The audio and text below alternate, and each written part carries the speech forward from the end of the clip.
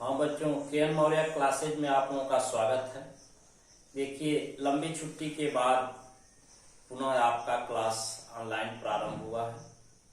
विषम परिस्थितियां जो है साथ नहीं छोड़ रही हैं। ये स्थित आपका अध्ययन का ऑनलाइन ही सिस्टम चलता रहेगा। अभी इसके लिए आगे के क्रम में हम लोग पुनः अध्ययन करेंगे। सभी बच्चों से विनम्र निवेदन है कि वो पूर्णतः पीछे की वीडियो आपको एक साथ मिल जाएगी, उसको रिवाइज कर लेंगे, जिनका छूटा होगा पूर्ण कर लेंगे और आगे क्रम से जो दूसरा लेसन शुरू हुआ है उसमें हम पढ़ा रहे हैं उसको ध्यान देंगे। पूर्ण रूप से वीडियो देखें, एक बार दो बार देखें और नोट्स तैयार करें, क्योंकि यही आपकी स्टडी एग्जाम के लिए रहेगी। लग रहा है कि आगे क्लास की बहुत कम समय मिल पाएगा। तो बच्चों, हम लोग नर्वस सिस्टम पढ़ रहे थे, तंत्रिका तंत्र, जिसमें केंद्रीय तंत्रिका तंत्र, परिधीय तंत्रिका तंत्र, स्वायत्त तंत्रिका तंत्र, तीन तंत्रिका तंत्र थे। जिसमें केंद्रीय तंत्रिका तंत्र में मस्तिष्क, मेरुरज्ज, ब्रेन और स्पाइनल कॉर्ड पढ़ लिया गया था। इसमें रिफ्लेक्स एक्शन, प्रतिवर्ती क्रिया जो थी उसके बारे में, रिफ्लेक्स आर्क, प्रतिवर्ती चाप हम लोग पढ़े थे। अब दूसरा जो बाकी है उसको आगे के क्रम में हम लोग प्रारंभ करेंगे। पेरिफेरल नर्वस सिस्टम, परिधीय तंत्रिका तंत्र। देखिए, पेरिफेरल नर्वस सिस्टम, परिधीय तंत्रिका तंत्र, फॉर्मेशन ऑफ पीएनएस। पीएनएस का मतलब पेरिफेरल नर्वस सिस्टम बच्चों।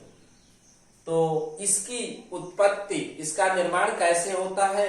जो मस्तिष्क और मेरुरज्ज से तंत्रिकाएं निकलती हैं वो आपस में मिल करके पीएनएस, पेरिफेरल नर्वस सिस्टम का निर्माण करती हैं। तो ये ब्रेन से निकलने वाली, मस्तिष्क से निकलने वाली जो नर्व्स होती हैं उनको क्रैनियल नर्व्स के नाम से जानते हैं, और जो आपकी स्पाइनल कॉर्ड से, मेरुरज्ज से तंत्रिकाएं निकलती हैं उसको स्पाइनल नर्व के नाम से जानते हैं। तो आइए चलते हैं, एक एक करके पढ़ा जाए। देखिए, मस्तिष्क, ब्रेन, इसका फॉर्मेशन पीएनएस का जो है, ब्रेन, मस्तिष्क से निकलने वाली जो तंत्रिकाएं होती हैं, और स्पाइनल कॉर्ड, स्पाइनल कॉर्ड, मेरुरज्ज से निकलने वाली तंत्रिकाओं के मिलने से इसका निर्माण होता है। और जो ब्रेन से तंत्रिकाएं निकलती हैं उनको जो है क्रैनियल नर्व, क्रैनियल नर्व्स के नाम से जानते हैं। और जो स्पाइनल कॉर्ड से तंत्रिकाएं निकलती हैं इसको स्पाइनल नर्व,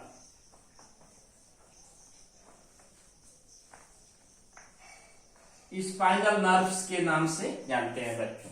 तो क्रैनियल नर्व जो होती हैं ये आपकी 12 पेयर होती है, 12 जोड़ी। कितनी जोड़ी होती हैं? 12 जोड़ी होती हैं। और ये स्पाइनल नर्व्स जो होती हैं ये 31 जोड़ी, 31 जोड़ी होती हैं। तो इस तरह से बच्चों पेरिफेरल नर्वस सिस्टम, परिधीय तंत्रिका का निर्माण जो है, formation of PNS, brain and spinal cord, मस्तिष्क और मेरुरज्ज से निकलने वाली तंत्रिकाओं से होता है। मस्तिष्क और मेरुरज्ज, ब्रेन और स्पाइनल कॉर्ड से जो भी तंत्रिकाएं निकलती हैं आपस में मिलकर के संयुक्त होकर के पेरिफेरल नर्वस सिस्टम, परिधीय तंत्रिका तंत्र, पीएनएस का निर्माण करती हैं। अब मस्तिष्क, ब्रेन से जो तंत्रिकाएं निकलती हैं उनको क्रैनियल नर्व्स के नाम से जानते हैं, और जो स्पाइनल कॉर्ड से, तो स्पाइनल नर्व्स के नाम से इनको जाना जाता है। मस्तिष्क से निकलने वाली, जो मस्तिष्क से पीछे से तंत्रिकाएं निकलती हैं, ये 12 जोड़ी होती हैं। कितनी जोड़ी होती हैं? 12 जोड़ी होती हैं। और स्पाइनल नर्व जो होती हैं 31 जोड़ी होती हैं। इनकी प्रकृति बच्चों 3 रूपों में होती है। पहला जो है सेंसरी नेचर, सेंसरी संवेदी होती हैं, दूसरा होती है मोटर सेंसरी नर्व।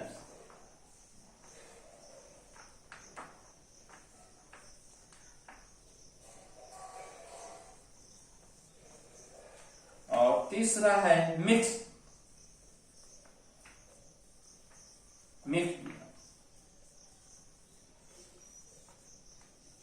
तो बच्चों, ये जो क्रैनियल नर्व्स और स्पाइनल नर्व्स होती हैं, ये 3 प्रकार की होती हैं मुख्य रूप से। सेंसरी संवेदी तंत्रिकाओं के रूप में इनकी प्रकृति होती है, कुछ की मोटर चालक तंत्रिकाओं के रूप में इनकी प्रकृति होती है, और कुछ मिश्रित होती है, मिक्स्ड नर्व होती है, अर्थात बोथ नेचर्स होती हैं। सेंसरी इन नेचर होती हैं और मोटर इन नेचर, संवेदी और चालक दोनों प्रकृति होती हैं। इस तरह से इनको मिक्स्ड नर्व के नाम से जानते हैं। तो बच्चों, याद रहे कि पेरिफेरल नर्वस सिस्टम परिधीय तंत्रिका तंत्र जो है, मुख्य रूप से इसका निर्माण मस्तिष्क और मेरुरज्जु से निकलने वाली तंत्रिकाओं के आपसी संयोग से होता है, और मस्तिष्क से जो तंत्रिकाएं निकलती हैं उनको क्रैनियल नर्व्स, और जो मेरुरज्जु से निकलती हैं उनको स्पाइनल नर्व के नाम से जाना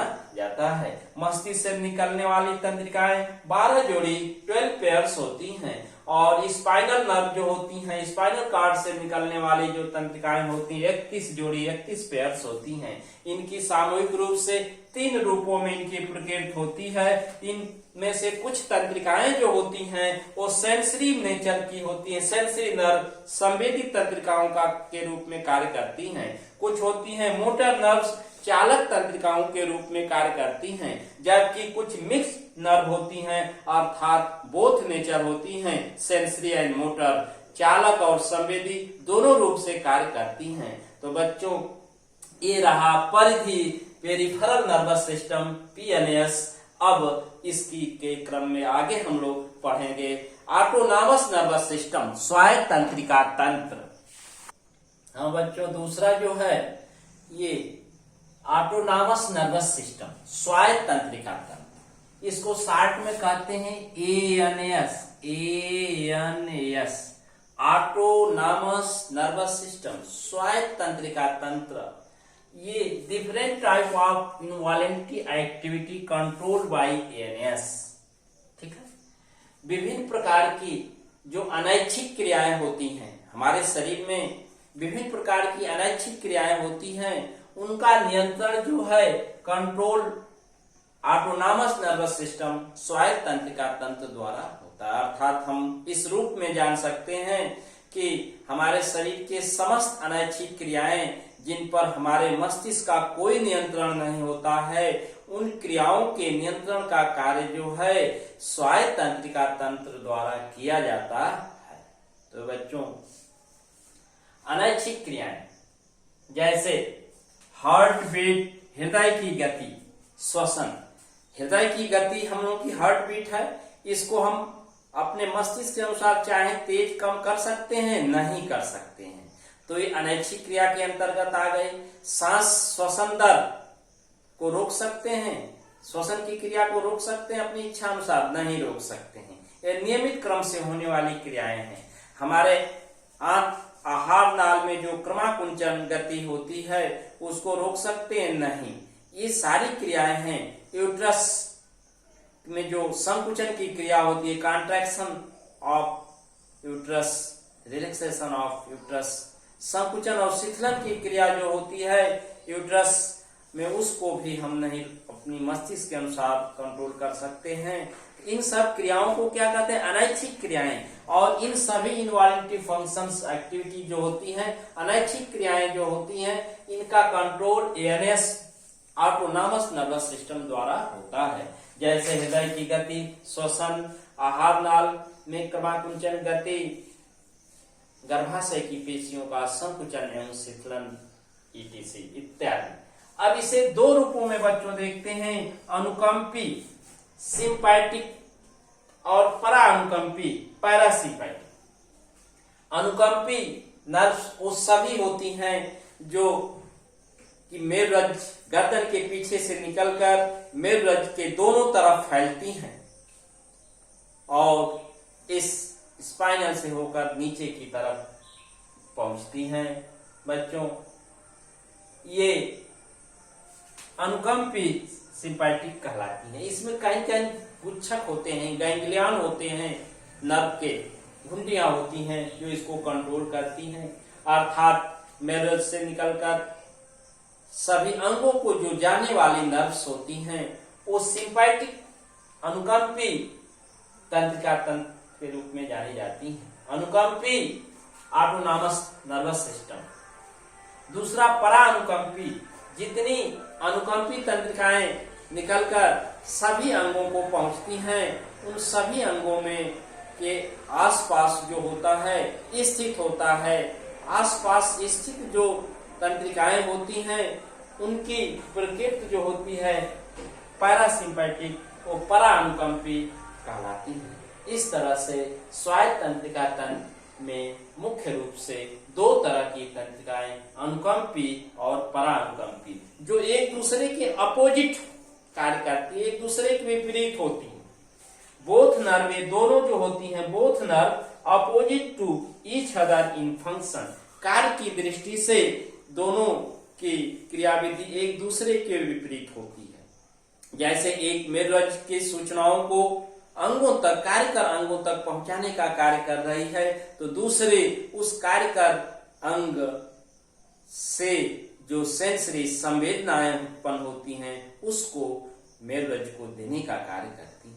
तो दोनों का एक दूसरे की विपरीत कार्य होता है, अपोजिट डायरेक्शन में फंक्शन होता है।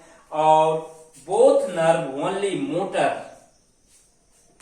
नेचर, दोनों अनुकंपी और परा अनुकंपी ये दोनों क्या होती हैं, चालक प्रकृति की होती हैं। क्या होती हैं? दोनों चालक, सेंसरी नेचर नहीं होती हैं, चालक, वहां से सूचना को लेकर के स्थानांतरित करने का कार्य करती हैं। इस तरह से बच्चों हम लोग ये दोनों पढ़ लिए, परिधि तंत्रिका तंत्र और स्वायत्त तंत्रिका तंत्र। इस तरह से तंत्रिका तंत्र आज पूर्ण रूपेण खत्म हो गया।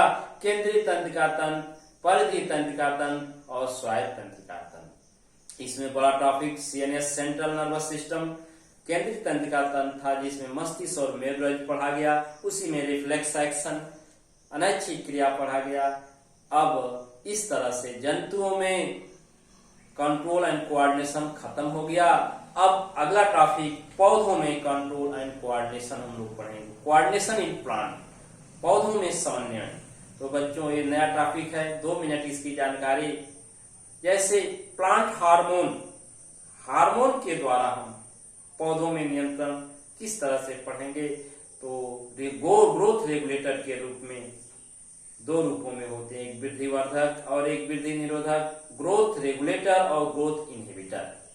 कुल पादप hormone auxin, gibberellin, cytokinin, abscisic acid, ethylene, जिसमें से 3 ग्रोथ रेगुलेटर तो 2 ग्रोथ इनहिबिटर्स के रूप में कार्य करते हैं। इसको अगले वीडियो में हम लोग पढ़ेंगे। तो आप लोग आज से यही कार्य करेंगे कि अपने कार्य को पूर्ण रूप से जिम्मेदारी के साथ करेंगे, ईमानदारी के साथ करेंगे और समझदारी के साथ करेंगे। और चैनल जो नए बच्चे हैं उसको जो है सब्सक्राइब कर लेंगे कि पूरी वीडियो आपको मिलती रहे। हम प्रयास करेंगे कि सभी वीडियो को एक साथ आपको भेज दिया जाए और पीछे के आप रिवीजन कर लेंगे। Thank you.